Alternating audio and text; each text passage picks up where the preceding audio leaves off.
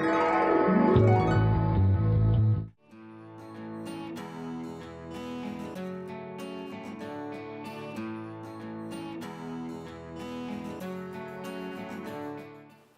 and welcome to The Story of Cooking. I'm Sarah Nicholas.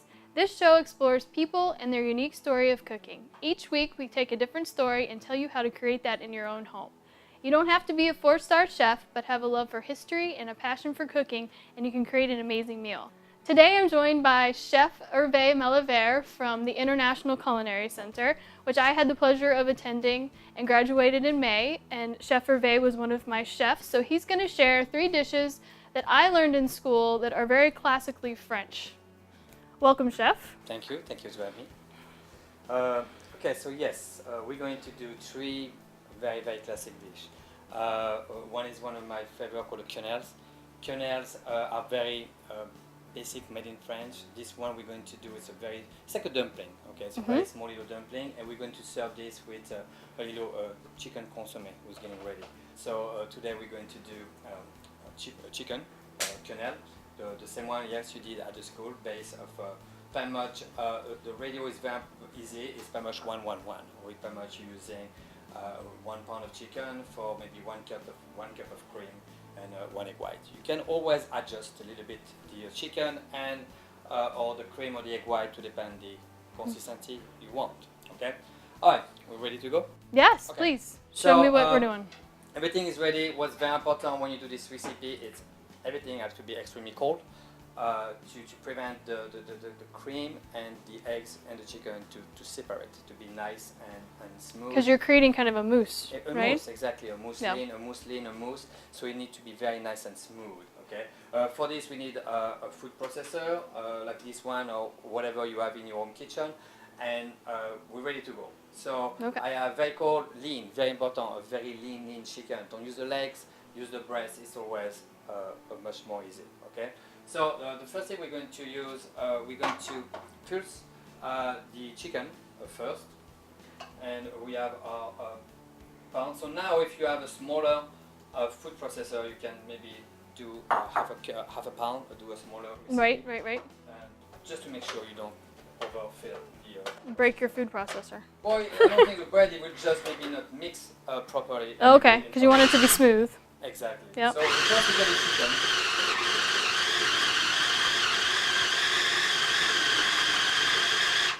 And you see that now the proteins start to bind together. I like to add a little bit of the seasoning at a time. Okay.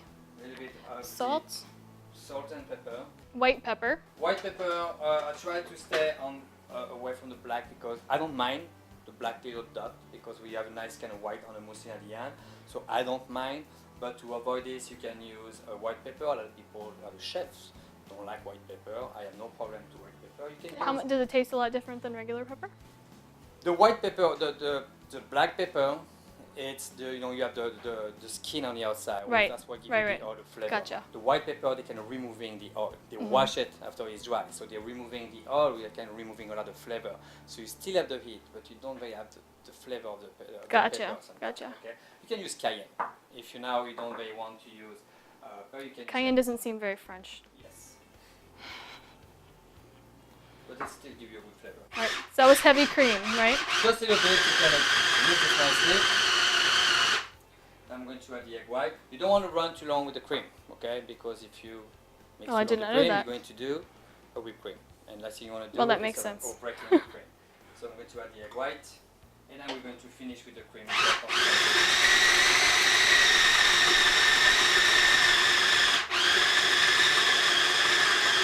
So are people in America scared to eat mousse chicken? Something that's popular here? I know you serve it in the restaurant. The thing I would say here it's known as dumpling. Okay, a lot of the chef will do. They call them dumpling, and you see them a lot of if you go like every Asian restaurant, if you do any kind of dumpling, you will Makes find sense. that. Yeah. So I know it's popular. It's popular.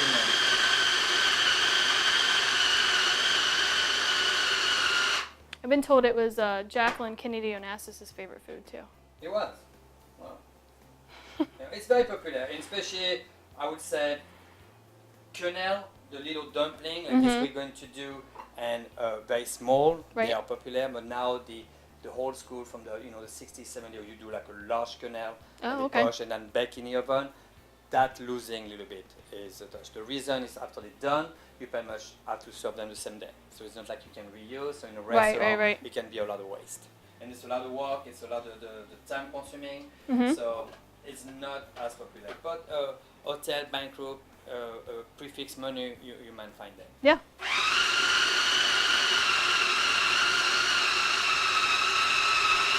Alright, we don't want to push this longer. So what kind? We're gonna add seasoning herbs now. Yes, well, but what I'm going to do with the herbs, I don't want to add the herbs to the food processor.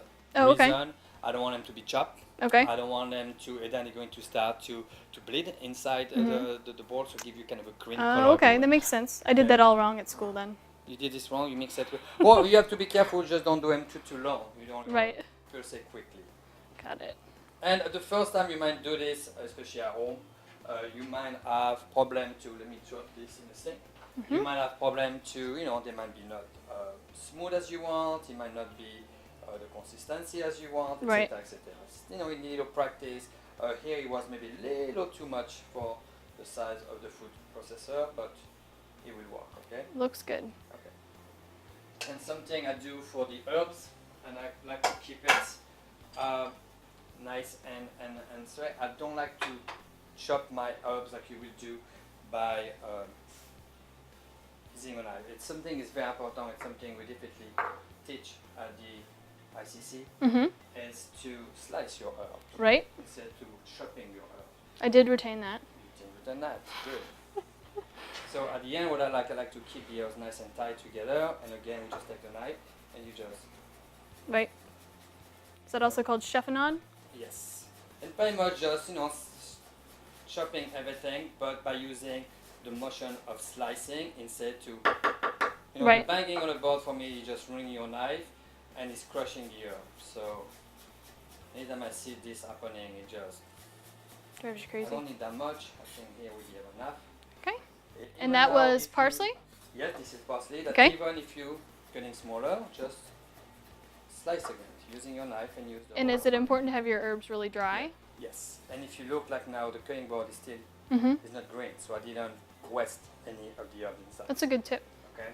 Yep. The other one we're going to use is a little bit of tarragon. Okay. Mhm. The tarragon is going to give you another flavor, a little bit more of the flavor. So the parsley is a little mild on flavor. The tarragon is a bit stronger. So Very you want to lemony. use a little less. Okay. Okay. The beautiful leaves. This is beautiful leaves of fresh tarragon. I try to don't use dry. I try to stay with fresh herb. It's always better than using dry herbs. Absolutely. So is this a classical what you would put in what Yes, herbs you would these, use? Parsley and tarragon are definitely the two classic ones. The other one you can use is chervil. Yeah, I think we use is chervil a at very, school. very delicate one. Mhm. And but I would say the classic is to make the dumpling. Now after that, you can do your own version. Mhm. If you want to add another fresh herb inside, if you want to do a little basil inside, I don't think so it's wrong, and I don't think so you don't have to change the name. But it's definitely a classic. So we have this, and then usually when you do the first one, you want to do a test. Okay. Okay, to make sure they Seasoning's work right? properly. Exactly, testing the seasoning. We mix this nicely. Maybe I'm going to transfer this to a larger bowl. Well, it'll be fine. We make it happen. So how did you become a chef? Well, my father is a cheesemaker. So I remember when I was a kid, during the summer, I was on my 9-10 years old. I used to go with my dad deliver cheese. And we used to go to all these best restaurants, you go in France, any restaurant, and I still have the picture of these.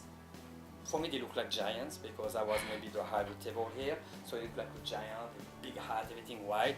And I come here, I was like, wow. And I told my dad, I was like maybe 9 years old. To my dad, like, oh, I want to be a chef. Mhm. That's what I want to do. I want to be a chef. I want to cook, etc., etc. We have kind of no idea what cooking was. And that's why my dad, because he's a cheesemaker and he know how hard it is. Mhm. So Exactly. that's when he come to me. He's like, wait a minute, okay? Kitchen, you're going to work 5, 6, 7 days a week, Hard work. Yeah. 17 hours a day. You're on your feet. It's hot, etc., etc. And so what he did, he decided to sent me to a restaurant for a month. I was 1982. 1982, I was not even 14, I was like 13 and a half, I was going to my 14. So, sent me to one of the best restaurants in France, because you know them by delivery cheese to them. And he told the chef, and he said, I want him to do the same hours and everybody. I want him to do the same days, 6 days a week. So I worked 6 days a week, and how many hours, I don't know. I didn't really worry. And so my first day in the kitchen, I definitely remember this. And I was with these guys, for me, looked like he was 200 years old. He was maybe just 50. And he was a butcher. And I was across from him, and I still remember he cut a piece of meat and he sliced his finger off. But come in slice, he lose a piece of finger. And the thing he does is just grab it, drop it in the garbage, wrap his finger, he started to cook. Me, 12 years old, I passed out. And then when I came home, I took my dad and said, I don't know if I want to do that. Okay? Yeah, understandable. So the first day, I got a doubt. A little Since, scary. I don't regret anything. Very so good. that's something I definitely use at the school. At the SEC, I always remind students like my first day in the kitchen and say, my first day I got a doubt. I don't know if I want to do that. My first day I passed out. Exactly. Don't do All that. right, so this is my quenelle, and you see I have a very low simmering here, so we're pushing them very slowly. It's better, and you see the shaping already. They all their shape, okay? This is from the egg white. This is from the protein from the chicken. So the shape I'm giving a quenelle, when you do a quenelle, you give a shape of football. Yeah, it looks beautiful. Okay. A nice little football. They take, to depend the size you will do, this might take 2 to 3 minutes to cook. Going to paste them like this, roll them inside, and usually what you do, we serve them right away on a nice consommé bowl. Little vegetable can be used, etc., etc. Work very, very well. Okay, and that's very much excellent. Nice little quenelle. Yeah, we're gonna finish the quenelles up and clean up the area, and when we come back, we will make our fish and papillote. Welcome back, and we have everything ready to make our fish papillote. All right, so for this dish, we have one of the components we didn't have with us is the tomato fondue. Tomato fondue is just a base of tomato, or we émondé. Émondé means by removing the skin, removing the seed of the tomato, chop nicely, and cook slowly with a little bit of oil, no color, touch of garlic, and of course salt and pepper. Okay. We don't have the tomato fondue. What we have here today, we have also the duxelles. Or the duxelles, it's a mix. We did already because it takes little time to be done. So it's just chopped mushrooms, saute with a little bit of butter, a little salt, pepper, touch of lemon, if you want to give it acidity and keep the color on your shallots. And the shallots, yes. We did the shallots, of course. Okay. We have a very thin julienne, or it's very small bâtonnet of celery, leeks, and carrot. Or Sarah, you're going to cook this for me. Sure. Yes, chef. So we're going to do a nice little étuvée. Étuvée, it's a small amount of water and butter. They don't need to be cooked all the way because they're going to cook again with the fish. So you pretty much just need to cook them for, I will just take a few minutes to get nice and soft and tender. We're going to cook them in the same pan. The reason we do a small amount. Now, usually at the school, when we do a larger amount, we cook all these vegetables separately, of course, because they're not cooking at the same. Do we need more than that? No, that's fine. That's fine. And just a bit of the carrot, and we can put this out of our way. All right. So the time she's getting this ready, and this is a little what we call a cartouche or a parchment lid, and we're just going to put this nicely on top to avoid to have too much a quick evaporation. Okay, just a little pepper lids like this. You don't have too much evaporation. All right. On this dish, we have little white wine. We're going to put on the side for now. Little lemon we're going to use for decoration, a little bit for flavor. Thyme for flavor. Also, we're going to add inside, and of course, salt and a little bit of pepper to finish, and an egg white. The egg white is going to help me to seal the papillote. So, what's a papillote? A papillote, it's usually it's done with a protein. We cook kind of fast. Something we cook, I would say, for less than 15 minutes. Okay. Do you do other things in papillote other than fish? You can do chicken, but then we need to do a very thin scalloping of chicken. Something cooked very, very fast. Okay. So here we're going to use a flounder. Okay. So the flounder we have here, the fillet already. So we have a nice little fillet of flounder. And what we're going to do just to make it a little nicer for when we're going to present them, what we're going to do, and that's something I like to do. We're going to just cut them like this. and we're just going to bread it a little bit. Oh wow, we did not do that in school. That's No, I pretty. know. I like that. We don't do that at the school. Some classic chef start still doing this. Okay, so we just bread our fish like this, pour this on top, and we're just going to keep this on a side like this. Okay, Very so like this, fancy. we have a nicer presentation. If you don't want to do this, you can just have a nice little Right. section on the fish, and it will work perfectly. Just like braiding hair. Exactly. Let's braid my hair every day. All right, parchment paper. What we're going to use, so I can fold them in half. And now what I want to do is to give them a little shape. So I'm going to first give a little cut, just right there. Okay. So just give a little cut here. And then what I like to do on my parchment, actually, do I need all this? I might just need half of this.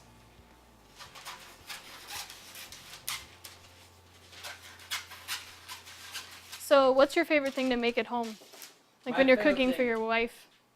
What I love to do actually, especially at home, I like to do something very simple. So anything I can grill, anything I can do on the grill, Okay. just like a nice little piece of fish, little oil. So I do very simple. My wife is also from Brazil, so we like to do rice, and sometimes this, so sometimes I do, during the winter, I can do sometimes little stew I like to do. Right. You're supposed to do a little heart shape with this. I'm very terrible about making everything look like a heart. So what I'm just doing to do here, I'm just going to do a little shape with my parchment. It's just like this, something I can use, and I'll be able to close after for my Here you go, chef. papillote. All right. So my parchment paper is ready. My fish is ready. I have my wine, my lemon, my salt, my pepper, the duxelle, and I believe your veg here, they're perfectly done. Perfect. Yeah, so we're just going to stop this. Okay, I'll get And- those done. Off. Yeah, and if you want to transfer this in this plate, I give you the plate, and I give you a tongue here. Try Perfect. to keep them nicely Separated. okay? I'm just going to go around, and I'm going to grab my duxelle right there. So the reason of I'm using a duxelle here, I want to put this nicely on the bottom, is to give a support to my fish. The reason if my fish directly has contact with my baking dish, it might burn on the bottom. Okay, it might be little too. Get too much temperature, too much heat, and it might burn. So this gives me a little support for my fish, and I make smaller because I like to make a small little papillote. Okay, my fish go on top nicely.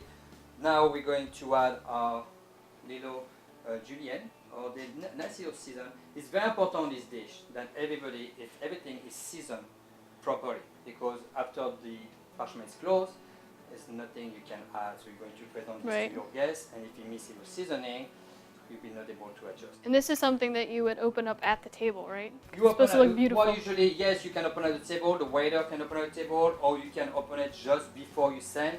But the best is to open at the table, because when you open it, you get all the steams coming out. That's what you want. Smells very dramatic. Absolutely. Then we have a little bit of the wine, so a touch of wine, not too much. That's to give me some extra steam. The spring of thyme.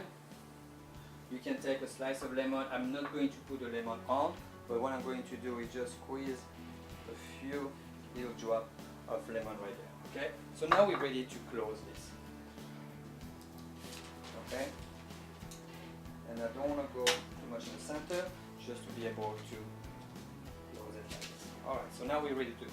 So what we're going to use to seal the pepper properly is a little bit of egg white. The reason the egg white, when they're going to cook, they're going to coagulate, they're going to set nicely the parchment. So I'm just brushing a little bit of the,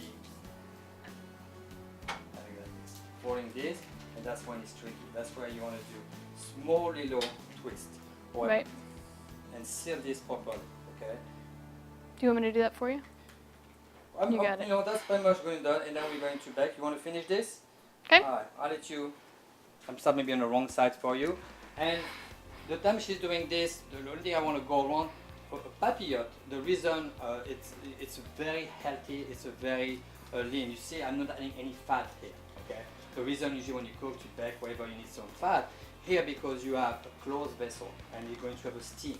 So you're going to have the steam from the fish, you're going to have the moisture from the fish, the moisture from the vegetable, etc.